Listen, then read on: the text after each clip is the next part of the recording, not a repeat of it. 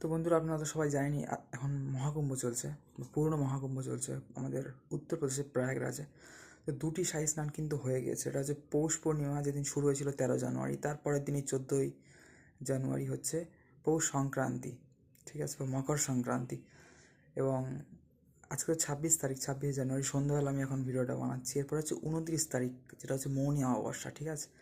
তো মকর সংক্রান্তির জন্য খুব ভিড় হয় বলে 101টা স্পেশাল ট্রেন জানি চালু করেছিল মোদি আর যোগী সরকার মিলে। প্রচণ্ড কিছু অ্যারেঞ্জমেন্ট করেছে, যেহেতু এর উপর 101টা স্পেশাল ট্রেন ছিল মকর সংক্রান্তি। ওর থেকেও আশা করা যাচ্ছে যে এই মৌনী অমাবস্যার দিন শাহী স্নান বা অমৃত স্নানে বেশি ভিড় হবে, তার জন্য 150টা, ঠিক আছে, 150টা স্পেশাল ট্রেন চালু করা হয়েছে, আমি জানতে পারলাম।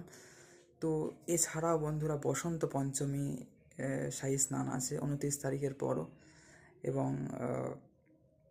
মাঘী পূর্ণিমা আছে, এবং লাস্ট মহাশিবরাত্রি 26 তারিখে, 26 ফেব্রুয়ারি, ওই দিনই শেষ দিন বন্ধুরা, এই 144 বছর পর হওয়া মহাকুম্ভর শেষ দিন প্রয়াগরাজে। এছাড়াও বন্ধুরা উজ্জয়িনী, মধ্যপ্রদেশের উজ্জয়িনী, তারপর মহারাষ্ট্রের নাসিক, উত্তরপ্রদেশের প্রয়াগরাজ এবং উত্তরাখণ্ডের হরিদ্বারে হয়ে থাকে, ঠিক আছে, 3 বছর অন্তর অন্তর। কিন্তু অর্ধকুম্ভ আর পূর্ণকুম্ভ হরিদ্বার এবং প্রয়াগরাজে হয়ে থাকে, এবং মহাকুম্ভ প্রয়াগরাজে হয়ে থাকে, বা অ্যারেঞ্জ করা হয়েছে এটা।